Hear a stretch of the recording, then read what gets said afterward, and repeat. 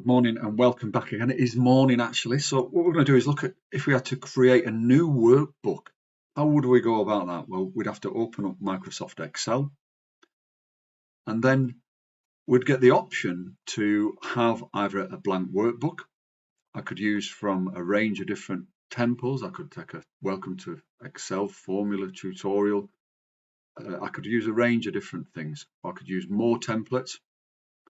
And here you can see that there's a range of different templates that may suit me that have been pre-made for you if you wanted to. You could search for one if you wanted, but we're just going to open up a blank workbook and we can see that it's a blank workbook. It's called Sheet 1 and it's not been saved yet. It just says Book 1 Excel, and then I'm going to save it, File, Save As. I'm going to browse and I'm going to go to where my Excel folder is. Documents, I think it's there, Excel, and I'm just going to call it example. Press OK.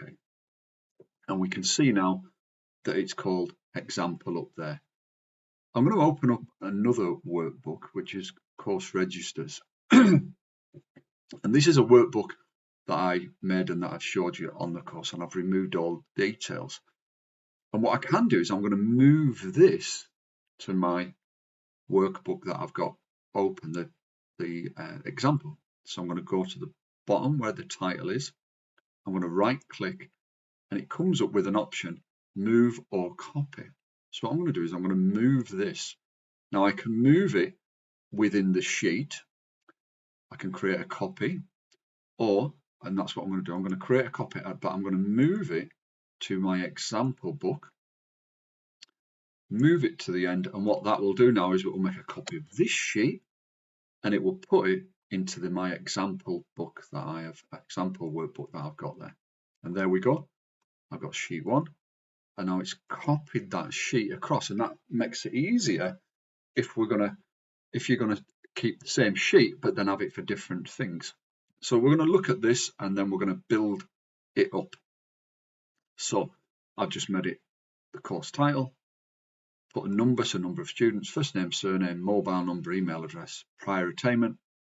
IA is initial assessment, IPR if they need additional learning support, and then put some dates and then put some check boxes and email and stuff like that. So let's go about how we might go and do that. So here I'm going to build this up. I'm going to put course title, and you can see it splits across two cells, but I'm going to just widen that back there. I'm going to put the number, first name, surname, email, mobile. I'm going to put initial assessment, IPR, and you can put whatever you want in here, ALS. And then the course starts on the 9th. Well, it started on the 9th and the 10th, so I'm going to put the 10th of the 9th, 25 there. Okay. 7 days after that is the 17th of the 9th, 25. And because it's a 4-week course, I'm just going to highlight them, drag them across, and it's put it up to the first there. And we can see that it's too big for the cells. That's why they're hashed out. I'm just going to make them bigger. I've got the dates there. I'm going to see if I can send them an email. So I'm going to send people an email and whether I've received a reply or not. So I've got the basic crux of it there. So what I'm going to do is I'm just going to put a border around these. Okay. The number, I'm going to put 1. I normally have about 8 people on or something like that. Let's just go left click, press CTRL button, hold that down, and I'm going to put it so that there's 10 learners. I've got space for 10 people, so I'm just going to delete that column there, so that row, sorry. So I'm going to highlight the row, right click and press delete. I could have done it differently. I can see that that's not big enough, so I'm going to make that a little bit bigger. Now the email is going to be big there, so that's fine.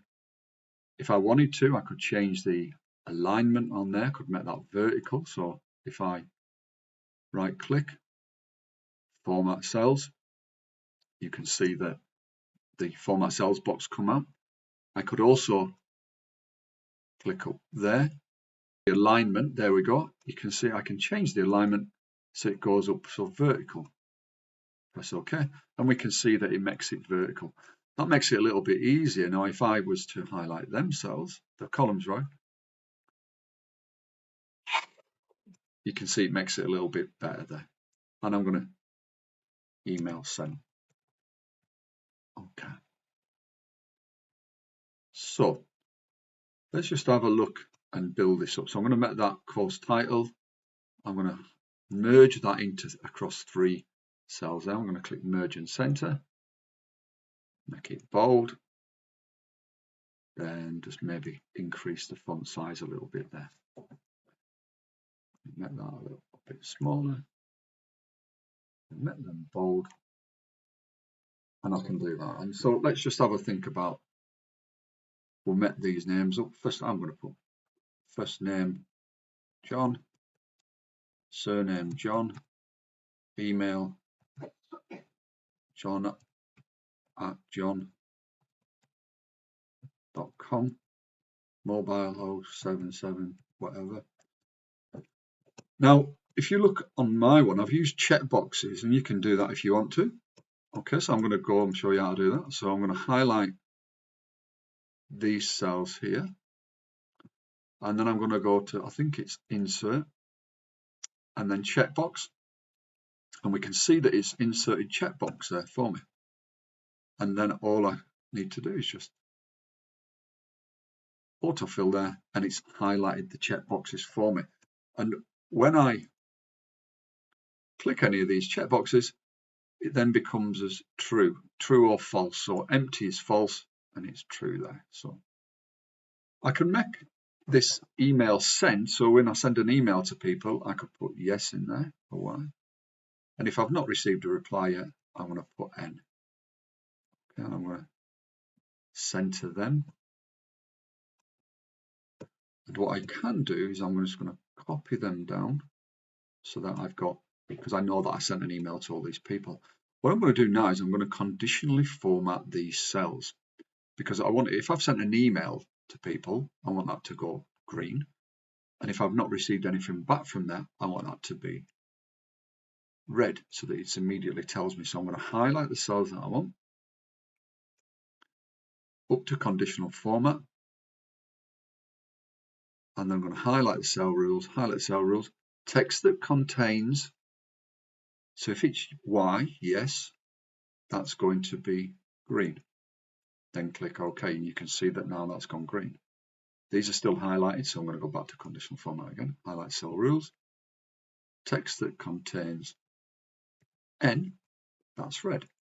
And what will happen is, well, I've sent my email to John, and John's replied to me, so I'm going to change that to Y, and we can see then that that automatically changes to green.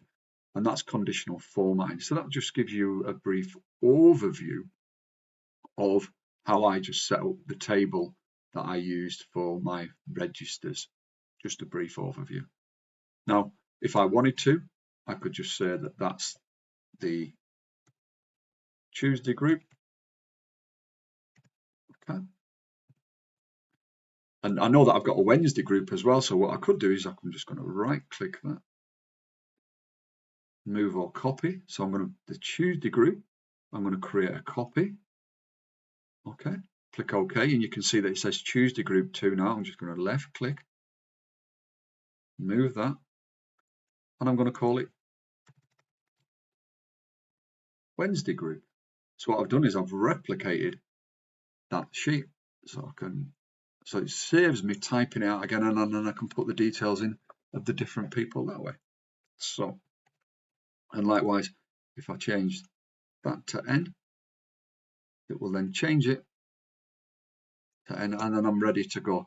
So that's one way of doing that. So that just shows you some different examples of how to set up a new workbook, save it, and then create a table for yourself that might be useful, and then also to move and copy a table as well, or a sheet. So I hope you found that useful.